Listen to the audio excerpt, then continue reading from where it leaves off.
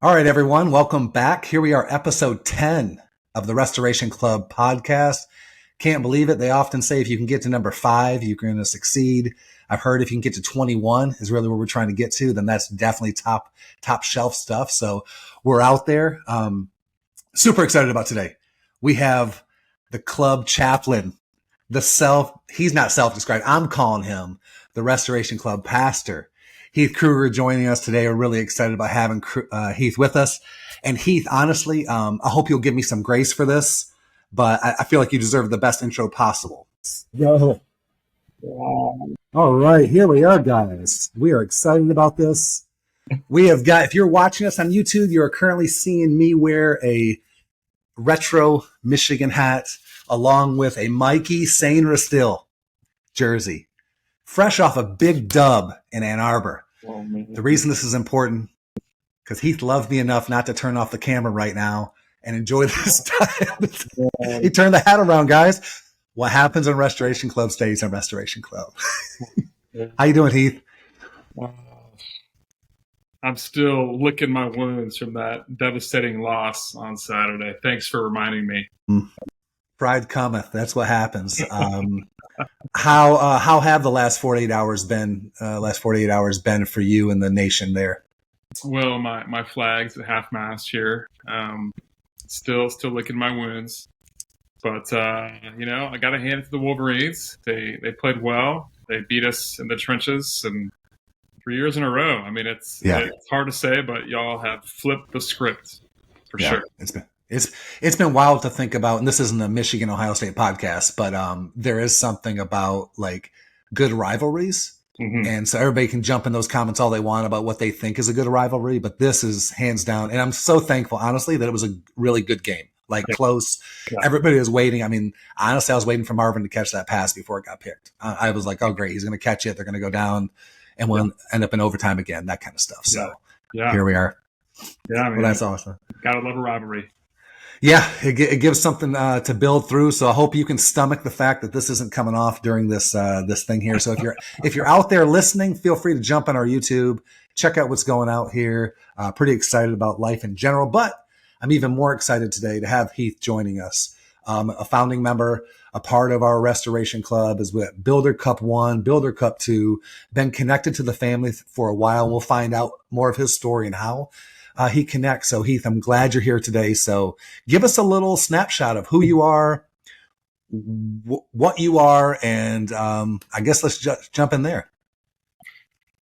Yeah. It's great to be on, Ryan. Thanks for taking the time. And it's quite the honor to be in the Restoration Club podcast. I've been listening for a few weeks, and you and Danny do a great job. So thanks for spreading the word on golf and community and fellowship and all those good things. Yeah, so first and foremost, I'm married. I've been married for 20 years. Nice. And my wife's name is Lindsay, and I've got 3 kids. Rhett is 15, Isley is 12 as of a couple of weeks ago, and our youngest is Lila. She's 9, and we're enabling her to be a baby as long as we can. So understood. Yeah. But we live in Virginia Beach, a couple miles from the ocean, which is really fun. And So where's original home for you? Well, I grew up in the heart of it all, the Buckeye State, of course. Gotcha. About 25 miles from the Horseshoe. So I grew up going to all the Buckeye games. My grandma was an English professor, so we were spoiled growing up. I had tickets on the 50-yard line, 7th row. I remember painting my face and just going crazy for the Buckeyes growing up. So lifelong fan, and hail from Ohio, and actually went up to enemy territory in Great Lakes, Great Times, Michigan for college. I went to Calvin College in Grand Rapids, Michigan, right here. How about that? I was going to say, we know how to do that. Of Michigan, yeah. That's all. I didn't. You know what? That's a new one to me. Way to make it up there and kind of infiltrate and be. Maybe you were stealing signs. Maybe that's what was going on for all those years. I hear that's the cool thing to do. I hear that. Yeah, it actually made me a stronger fan going up to enemy territory. How was your Calvin experience? It was great. I mean, clearly I was predestined to go there. But no, it was great. About 4 hours from home, which is not too close, not too far. Um, great experience there at Calvin. I remember getting involved in the dorms. I was an activities coordinator for a year, then an RA for a year, and the community there is outstanding. Just a great sense of just what it means to be in the world but not of the world, and how to be a bright light for Christ in this world, and learn how to study the scriptures, and also get involved in the community. I volunteered with Young Life at a local high school, and that kind of catapulted me into vocational ministry. Nice. And that takes you from Grand Rapids. Then does that bring you to the South, or how does that? Where does that transition you to? Yeah. So from Calvin, well, when I was at Calvin, I met my wife, Lindsay. I met my wife at Young Life when I was on staff there in Grand Rapids at a local high school. Lindsay became one of my volunteers. And so I always joke, we had a lot of one-on-one meetings, because that was my responsibility, was to encourage my leaders. And, Yes. we had plenty of very important meetings. So anyway, that's when we know each other, and long breakfasts and long lunches. And we had a mutual passion to reach the next generation for Christ. And so that's how it began. And we got married up in Grand Rapids in 2003, June 14th, Flag Day. Yeah. And then we moved down to Charlotte for warmer weather. Here it is. My sister was living in Charlotte, and so we thought, let's get a clean slate, fresh start as a couple. And yeah, so lived in Charlotte for a couple of years. I got involved in youth ministry there at a local church, and started my seminary journey as well. Lived there for 2 years, and then actually moved out to California, to the West Coast, and completed my MDiv out there at Fuller Seminary. Nice. And it was a great experience out there. Went to the mountains a couple times a week for hikes, and went to the ocean, and enjoyed the beach there, and just had a great time, just the two of us out in California for a couple of years, and then moved back to the Queen City, back to Charlotte. Bought a house and started a family, and lived there for quite some time, 12, 15 years. And then moved to Virginia Beach, to the southeast, mid-Atlantic to be exact, about 5 years ago. It's funny that the South doesn't claim Virginia, neither does the North, right? It's kind of like this in-between state that just kind of gets to hang out and be their own self. So it's pretty right. Awesome. I did my undergrad and my master's come from Liberty, so I'm Central Virginia time spent. So I definitely understand the Virginia vibe. Yeah. And we used to make our way over to the beach as much as we could, because we were already in the mountains, so it was good to kind of have something else to go do. So it was a great time heading over that side. So that's awesome, man. And what are you doing now out that way? Yeah, so I work for a ministry called Biblica. Biblica has been around for 214 years. Yeah, it started on the East Coast in New York as the New York Bible Society. There were some faithful Christians that wanted to spread God's word, and so they started handing out Bibles to people who were immigrating to the States. And so it just grew from there. They started reaching out to the incarcerated in local prisons, handing out Bibles in that environment. And then 200 years later, we're still going strong. It's now all over the country and all over the world. So it used to be known as New York Bible Society, International Bible Society, now Biblica. And it's a global Bible translation ministry. And so we also develop different resources around the Bible for kids, for students, for teenagers, for uneducated pastors, study Bibles in all different languages for people all around the world.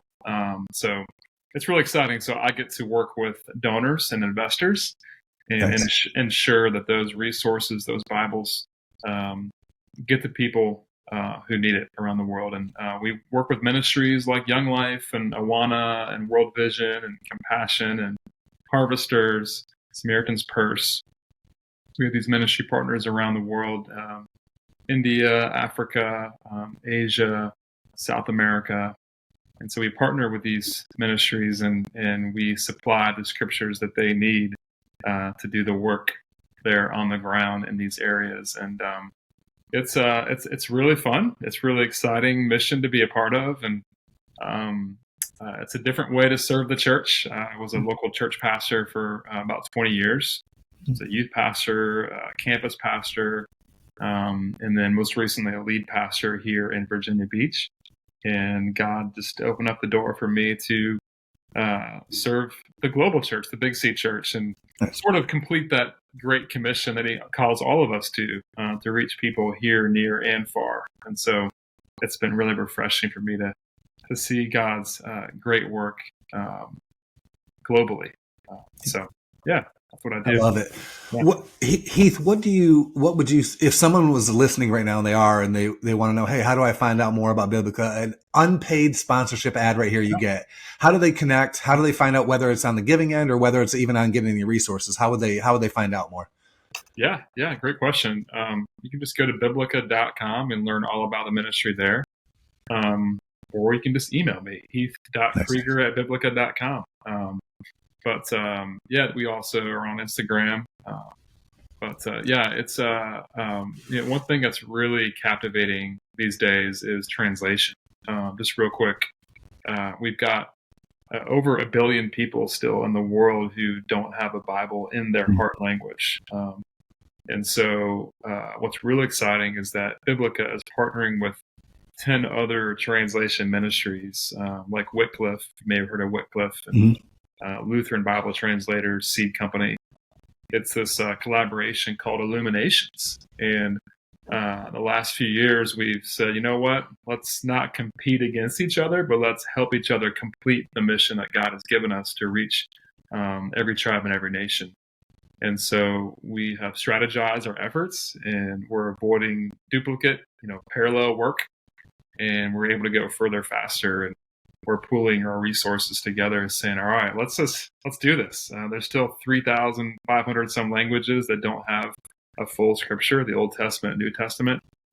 And so we're able to really expedite this process through this collaboration, and also through artificial intelligence and technology.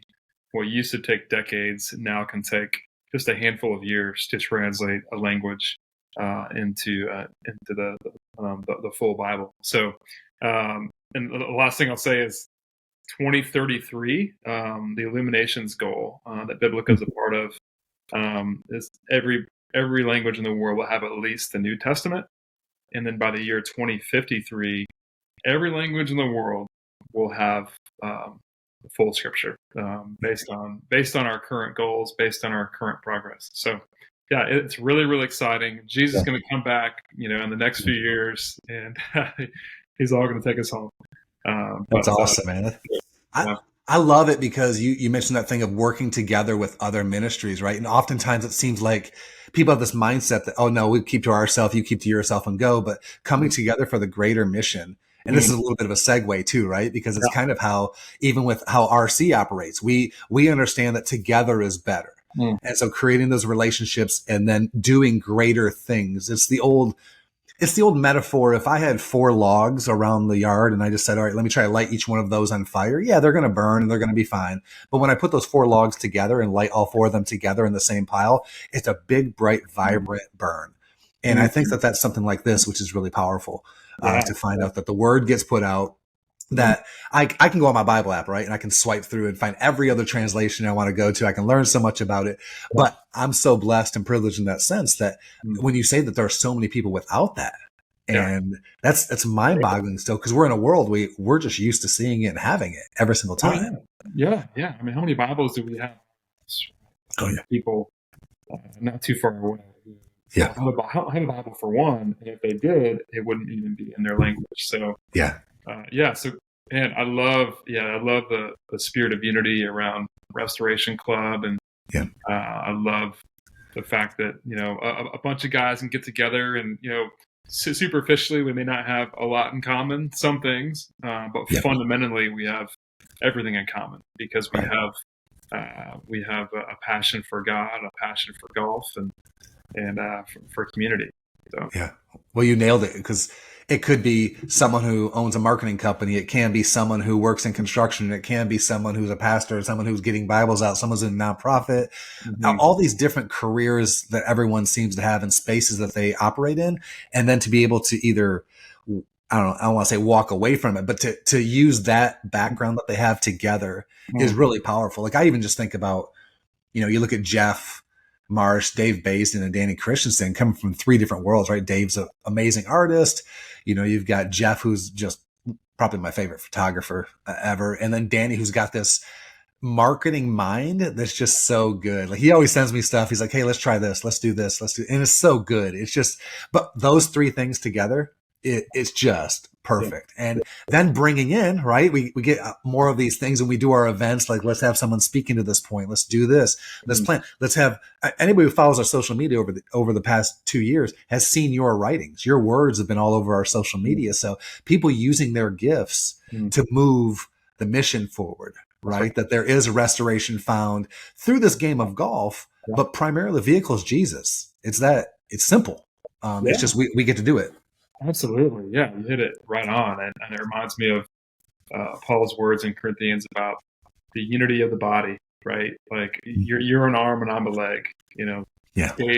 Dave's a foot, right? What you just described is all different parts working together towards a common goal. And God doesn't want us to be He doesn't want us to be uniform, right? He wants us to be unified. That's good. And if we have the same purpose, the same passion, great things can happen. Yeah, that's beautiful, man. So so we know what RC is. People who listen kind of understand the gist of our golf and faith journey. How do you connect to it though? How did you find out about it? How did you get involved? Yeah. So I think I mentioned I was a pastor for a couple of years here in Virginia Beach. That's how God brought us here to this area.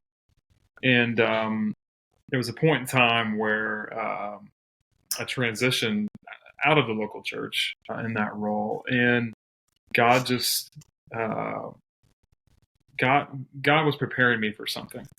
And I didn't know what it was, didn't know where it was, didn't know when it would surface and come to fruition.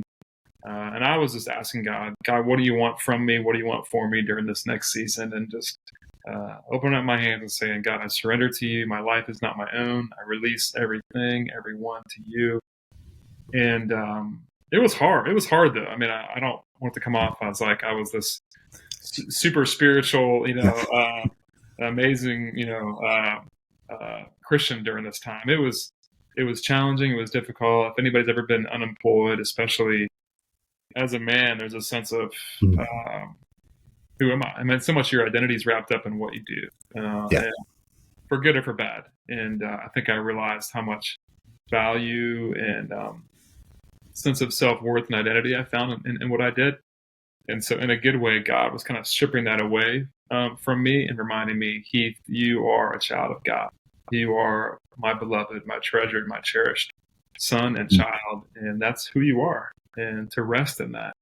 And so, so it was really, really hard and tough, difficult, but it was at the same time really, really good because God was really forcing me to get on my knees and just say, all right, I trust you. I need you. And this next season is unknown, but you're already there. And so I have peace in that. So anyway, all that said, good friends come around you during those seasons. And my good friend, Dave Basin, who has been on this podcast and one of the founding members, he caught wind of my story and my season, and we caught up a little bit. And he just said, Heath, there's this incredible community of men that I've gotten to know, I as in Dave. And he said, I want to introduce you to these guys. They're down to earth, just humble, authentic, passionate guys who are not about themselves, but they're about this common good of just being together in faith and fellowship. And so he said, you got to come. You got to come to the Builders Cup in Pinehurst. And so I talked to my wife, Lindsay, and I told her, I asked her, how you go? And she graciously allowed me to go. And man, I just had a great time. It was 2 or so days of just Yeah. eating pizza and, hanging out in the old Pinehurst church there and just hearing people's stories, hearing, what makes each other tick and how God's wired us all. And it was just a beautiful kind of unplanned, spirit-led, organic, raw time together that I'll forever remember and forever cherish. And we played some golf and had a little competition and some time of connection. I think about the 3 C's when I think of Restoration Club. I think of connection, connection with each other on a deeper level. I think of competition. Got to have a little competition as a man, and then I think of creation. I think of just enjoying God's beauty in the midst of His creation. That's the beauty of golf, right? Is that you get to connect with some brothers. You get to compete a little bit and worship God in His creation. That's awesome. Yeah, we were, if I can do this right, we were here at Tobacco Road. There's that little famous hole that's right there. Shout out to Jeff for that print. But it's beautiful because, like you said, those 3 C's were so valuable. And that's whether we played at Tobacco, Tot Hill Farm, Tallamore, Mid Pines, Southern Pines, all these different areas we've been, which has been beautiful golf courses. It really is that creation piece, and Jared Merbit's episodes back talked about that. Like for him, it was beautiful in that. And Wes Hodges talked about it as well, that like seeing the landscaping is so good and so important because it's like you're seeing this. Honestly, most golf courses were built off something not so great. It's just like a bare field or it's trees or whatever. So they shape these things, and it's kind of like our own lives. And you kind of nailed it right there with how you're even speaking about getting to know the guys and getting to know and build a Cup One. And shout out to Dave. Dave's son, Dave Bazin is such a man. What a sweet spirit, and I hope Dave doesn't mind that adjective because it's probably one of the best descriptors I can give to a man, because he saw you where you were. He listened, right? Every man wants to be heard and seen. And so we just don't know sometimes how to do it. And he was able to do that and then invite you into something that wasn't like, oh, you need to change, you need to do X, Y, and Z. Like, no, just this is something I think you would really benefit from. And so thankful for men that step in and invite other people. And, that Builder Cup One, I mean, half of our group in Builder Cup Two was different. How cool was that to have even a different set of guys to come through? And as we even expand to more events, it's going to be even greater to have even more guys jumping in on this. So it's beautiful, man. And so for you, you connect in and Dave gets you in with the Restoration Club and pitches the vision. You hear it all and see it all. And you're like, yeah, I'm in. Has golf always been a thing for you? Like, did you grow up golfing? How did golf play a part in your life prior? Yeah. So my earliest memories of golf are playing the local par 3 course. Actually, there's a couple par 4s, but Hidden Valley course in Delaware, Ohio. I remember playing with my dad growing up, and just going over there and just hitting the balls around, and just it was a great time. I remember just early in my journey as a boy and young man playing golf with my dad. And so he actually he and I still play golf today. And whenever he comes into town, we always play golf. And I love my dad. He's a great role model, and I wouldn't be who I am today without the example of integrity from my dad, the example of honesty, which I learned on the golf course. So, and then, my grandpa and grandma were actually members of Muirfield Village Golf Club in Dublin. And so I remember taking lessons over there at Muirfield as a young man. And I remember meeting Jack Nicklaus in the locker room. Yeah. It was pretty neat. So I went to all the memorial tournaments growing up in May every year. And then high school had a chance to play on the golf team at the Wellington School in Ohio. And I remember our junior year, we were 19-0 during the regular season, and then went pretty far into the state tournament, which was really exciting. So, great memories playing golf growing up. And most recently, one thing that sticks out is I was playing with my son, Rhett, who is now probably better than I am already. They'll do that to you. He wasn't watching my swing, which is probably good. He was watching. I think he was watching Jordan Spieth's swing or Yeah. Rory McIlroy's swing, which is much better than mine.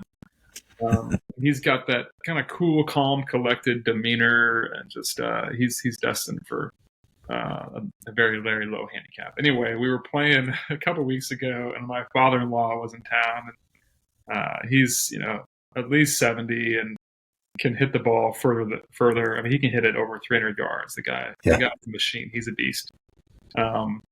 But it was on the 8th hole, par 3 at VB National, and Rhett tees it up, and it's 163 yards against the wind, downhill, across the water. Yeah. He tees it up and just hits a great shot.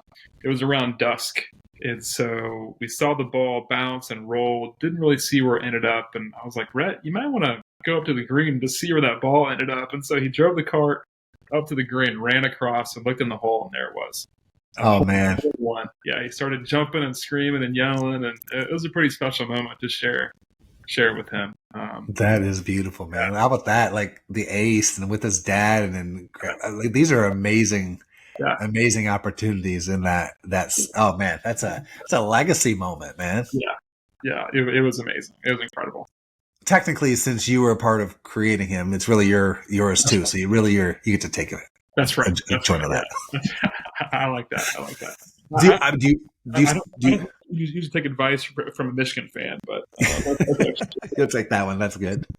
Do you get out fairly often? I mean, I'd imagine getting out with Rats is a good chance to kind of bond together. Are you able to get out pretty fairly? It's a great excuse to play some golf. Little father-son bonding, of course. And, a couple weeks ago, went to Arizona for the Biblica's big President's Gathering. It's a big fundraising conference, and I had a chance to play golf there at Dove Mountain Resort with a couple donors. And then a couple days later, I took my wife Lindsay out there and played a little as well. She played softball in college, so she has one golf swing. It's a home run swing every time, and she's super competitive. So it's lots of fun. But yeah, love playing, love getting out there, and I've got a couple of guys here at Virginia Beach that I've been playing with regularly, and we're trying to gather some more men around and get some of these local meetups started up here in the that's awesome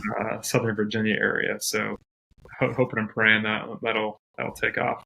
Yeah, and that's our goal, right? We're talking about that all the time of getting wherever anyone is. Get a meetup together, whether it's 2, 3, 100, whatever you want to do. Just get everybody together. And I know it's getting towards the winter season, it's off season, so it's a little bit more of a challenge. But whether it's maybe it's hit a Top Golf, maybe it's an indoor simulator, maybe it's just going and grabbing dinner and calling it a meetup and just discussing your favorite shot you've ever had, or just getting to know each other a little bit. But especially as the weather turns to those warmer days for us, when we get those occasional ones. Getting out there together, saying, "Hey, let's just even hit the putting green. Let's go and hit the range, whatever it is." Just so you keep the rust off. Get a little bit ready for the season coming up, but at the same time, stay connected in your areas to people. Grow this thing. It's organic. We are not an organization. We are an organism, and we believe in that. And so the way that RC is set up, the Restoration Club is that it grows as people grow. Yeah. And as we, started in Tennessee and Charlotte, and then it expands, and there are people all over the place from Chicago to the Pacific Northwest, Arizona. We've had guys from Montana, Texas, Florida. I mean, it's all over the place. So it's beautiful. Yeah. And we love that. We love that kind of thing that's happening. So keep it rolling on your end, man. That's really cool. Yeah. I love it. It's favorite spot to play in Virginia Beach? I would say public course, VB National for sure. It's got an incredible practice area. And, really, really fun.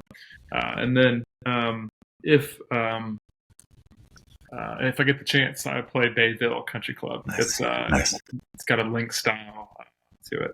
So I've got some friends who are members over there. So if you're listening, friends, I'm available. Whenever you are, if you need somebody in your foursome. Yep. And if you even need another one, guys, I'm just a drive away. It's an easy shot over there. I have no problem helping Heath with anything he needs to get to the course. We'll make it happen. So that's awesome. And so as our time, I mean, we've been talking some really cool stuff here, and I've enjoyed it. And so as our time kind of winds down, because we want to honor your time for your family and things like that. If you were to look at, and this is our static question, we really do love. People just always think about and get contemplative about it. But the idea is, what's your favorite memory on the course that does not involve a golf club? Yeah, that's good. That's good. So there was this girl named Lindsay who I was madly in love with. I was head over heels for, and she knew it too. I was pursuing her like a fool. When you're in love, you do crazy things. Yeah. But anyway, so we started dating, and long story short, it came time to ask her dad for permission to marry her. And so we happened to be playing some golf in Milwaukee, Wisconsin. And I think it was about the third hole. I was playing terribly. I think I was like five over par. I was so nervous, and so I was like, if I'm going to enjoy this round, I've got to ask this guy if it's okay if I marry his daughter. And so, third tee, step out of the golf cart, pull him aside, and said, you know how I feel about your daughter. I'm in love with her. I care about her deeply, and would love to spend the rest of my life with her. Do I have permission to marry your daughter? And he said, he put his hand on my shoulder and said, Heath, that would be wonderful. And so that's awesome. Got up to my ball and just striped it right down the middle. Perfect shot, and had one of the better rounds I've had in a while. So. That's awesome. It's funny how when the stress is off of us, we play so much better. It's about freeing our minds in that. But man, what a beautiful memory to share with your now father-in-law. And just, again, the nerves of the first two holes, just being all over the place and stepping out to that tee going, I got to fix this now. And this is the way to fix it. So shout out to Lindsay for helping fix your game. That's right. For saying, and for father-in-law saying yes and saying it would be amazing. And so it's good to have that, that family sense of drawing it together, it's got to be a beautiful thing. Like you said, you've been pursuing his daughter and doing it in the right way and wanting, to just spend life with her. And he sees that, and nothing better. I have older daughters, 21 and 19, and I crave that for them, that someday they'll find a man who's just an absolute, the oldest daughter does have a boyfriend who I'm a huge fan of. So we'll see after they finish grad school and stuff like that. If that question gets popped, stay around for a while. We'll see. Lat's his name. So we'll see kind of how it goes. But I look forward to those types of things. It's really cool. Yeah. It's just it's a beautiful game that people can enjoy it.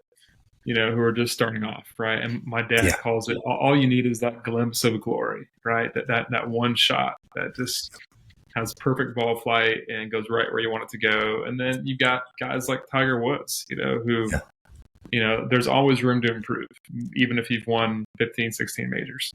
And so it's a beautiful game for people, all, anywhere in between. You can play it for the rest of your life. And it's growing so much. And I think what I love about Restoration Club is that,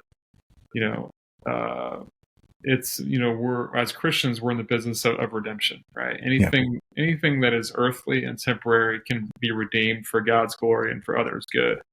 And so the little intentionality, a little sense of, hey, while we're together here, let's ask these questions, right? And I love the questions that you asked before we played Tot Hill a few weeks ago, as we kind of gathered around together on the putting green and just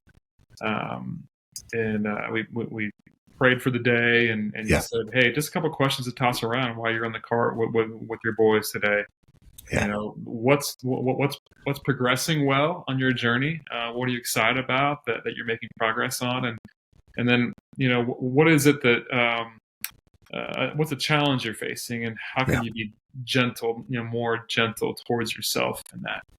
And I love those questions, and that really stirred up some good conversation there in between shots, and and then to come back together at the end of the round there on the back porch at Tot Hill while the sun was setting, and we're all eating pizza and just laughing and sharing stories about the round, and it was just a beautiful time of, we're not meant to go through life alone, right? Life is not a solo sport. It's a team sport, just as following Christ is.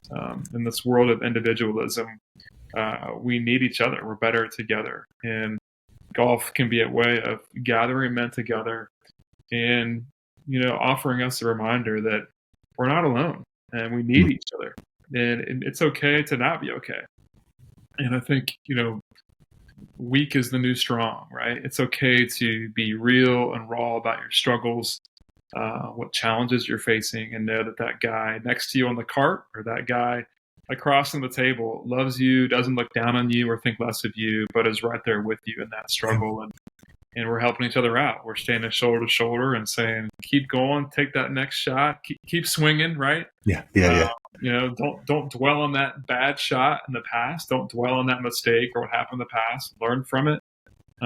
Don't be defined by it. Allow it to refine you, right? Allow it to shape you, but move forward, move on, focus on that next shot. And just have fun and enjoy it, and enjoy the season, enjoy the process. Man, I'm the guy who kind of clips social media stuff together from podcasts and does all this, and you made my job really easy. Because I just found a bunch of nuggets right there. I'm like, oh, that's good. But it does, like, the vibe of an RC event / meetup, anything is, this is crazy. Like, I've never been in a bad mood at an RC event. Like, even if I've shanked a drive or I've missed I'm chipping off the side there and I kind of just duff it. And I'm like, oh man, sometimes my inner voice can be pretty rough on myself. And that's why I actually asked the question about how can you be more gentle? Because what I was really saying was, Ryan, how could you be more gentle to yourself? That was what I really asking. But it's that idea that we will sometimes, that inner voice will dominate. It's like, I once heard that positive thoughts are like Teflon. They just, you can throw them on it and it slides right off. But a negative thought is like Velcro. It sticks, and it will take some work for you to pull it apart and to get rid of it. That's right. And so we look at those things. And again, in an event, whether it's a big event of us getting away to a golf getaway, or whether it is just a meetup of guys just getting together, it really is just about knowing that you do have each other's back. That, man, you don't hit the best shot, who cares? It's fine. You missed that 3-foot birdie putt. That's me. And you just go, all right, on to the next one. Because this is so good. And God made us, like you said, for that relationship together. And because of that, it allows the fun of the game to be had, instead of dwelling on, oh man, my handicap's probably gonna be jacked up, or I'm all thinking about all these different things. Man, it's about intentionality. You said it. It's about purpose. And all of those things can be found in recovery of a shot, restoring your round back to what it was after 2 holes, and talking to your future father-in-law. Like, that stuff is really important, and is just a small mirror of who God is. And it's so beautiful. And so I'm glad you said that stuff, man, because it's awesome. Yeah. Absolutely. I remember one of the last holes, maybe it was like hole 14 or 15, with Dave, with my brother from another Dave, and it was just a beautiful day, and we had some bad shots, some good shots. He had more good shots than I did, for sure. But it was just felt like a moment where we needed to pause and be still and just be quiet and reflect together. Because you get busy, one shot after the next, and what's my score, and kind of like life, right? We get in task mode, right? We check off the list. We get going so busy that we don't notice the burning bushes, the miracles that are happening. God's presence right in front of us. And so we just took a moment, just prayed right there on the golf cart before we hit our 3rd shot, thanking God for the moment, thanking God for the beauty of His creation and the chance to fellowship with each other on the golf course. And it was just a few seconds, but it just kind of helped us reset and refocus. So while we were there, and it created a sense of, all right, let's let's finish this round strong, not just our golf, but in conversation and in fellowship and in worship together. Man, beautiful. In fact, Yeah. Dave tells that story a little bit, and I'll have to go back into my text messages because he actually called it something. It was kind of he gave it, of course, creatives, right? They'll name everything and be so perfect with it. I'm like, that was so beautiful. I'll have to go back in and I'll put it maybe somewhere around in the future. But it was he told this same story you're telling, so it impacted not only you but it impacted him, and it was just the beauty of that together moment that we can stop and pause. The birds are chirping. The wind's blowing, which is definitely a proof of a presence, right? And that time is such an honoring thing that you guys made happen. And I believe happens all over the place during an RC event. It's back to intention. If you want to invite the Lord in, invite him in, because I'll tell you what, he's just ready and raring to get in there every single time. And we just have to open the doors and say, Lord, be here. And he's never failed that promise to join his people where they've called him into and asked him to be there. So it's beautiful, man. That's right. Amen. That's awesome. Well, brother, that is it for our time together. It was way too short. So we just need to maybe get some regular FaceTimes going just to chat it up. I would love one day. I feel like I just want to in that Builders Cup thread, just to one day hit the group FaceTime and see who answers, and just kind of have some fun and see if anybody gets on it. But I really appreciate your heart, and I did not flippantly throw around our Restoration Club chaplain / pastor, because we really wholeheartedly believe that. I believe that because if anybody's out there isn't on our Discord, they're kind of missing the opportunity where you often will ask in and chime in. What prayer do people need? You're in the channel where they can ask a pastor the things that they want to know. Maybe they're questioning things, having doubts, and you're there to answer those things, which not only do I know that other men appreciate, but I appreciate. Because I know I can throw prayer in and go, okay, this is what I need, guys. And you are, I don't know, Heath, we've been face to face now 3 times. Yeah. But there was and maybe this is, I think a lot of guys talk about this with the Restoration Club. Like there was just a kindred moment that said, we're unified and we're now brothers and we're in this thing together. Yeah. And you couldn't tell me we haven't known each other for 20 years. You know what I mean? Like, it's just the way it goes. And it's a beautiful, beautiful opportunity. So I'm thankful for you being here with this. Just to let everybody know, we missed Danny. Danny had some obligations with Oak Stump Strategies, his new company. So pretty excited for him. Follow him out there in the world. But he had some things he had to handle for this recording, but he'll be back for the next one. We miss you, Danny. So we'll get back here so I don't have to talk so much. Really appreciate that, buddy. But Heath, you're the man, and I appreciate you. And just thanks a lot for being a part of the club and this journey. Yeah, thank you, Ryan. It's been a pleasure to be on the podcast, and thankful to you and Danny for all you do for Restoration Club to support this great mission, this great store we get to be a part of. And I appreciate you, brother. God bless you, and have a happy holiday season, a Merry Christmas, and hope we can swing the clubs together again sometimes. Wow, what a guy. Heath, Restoration Club chaplain / pastor. Appreciate his heart so much. What an amazing guy. And this is episode 10. Guys, we are just peeling it back, the layers of what's going on inside of men's lives, inside of their hearts, inside of their journey, inside of their golf space. Whatever they're involved in, we want to be involved in too. So we're thankful for all the different ministries and different positions that people hold inside of Restoration Club. And if you haven't had a chance to get onto our Discord, please jump out there. Go to our website. Also, we have some merch really, really popping out there. We've got club head covers, putter covers, amazing Seamus golf ball markers. I love those things. I love mine. It's always a topic of conversation. So you can go to restorationclub.co and also follow us on Instagram. That's restoration_club. That's where you'll see not only little snippets of this, but you'll also see words from our members. You'll catch up to other members who are in there. So it's really great to be together in all of this stuff. But again, Danny wasn't able to join us tonight. We can't wait to have him back, Danny. Hustle, brother. Let's get back. But in the meantime, guys, as always, keep swinging.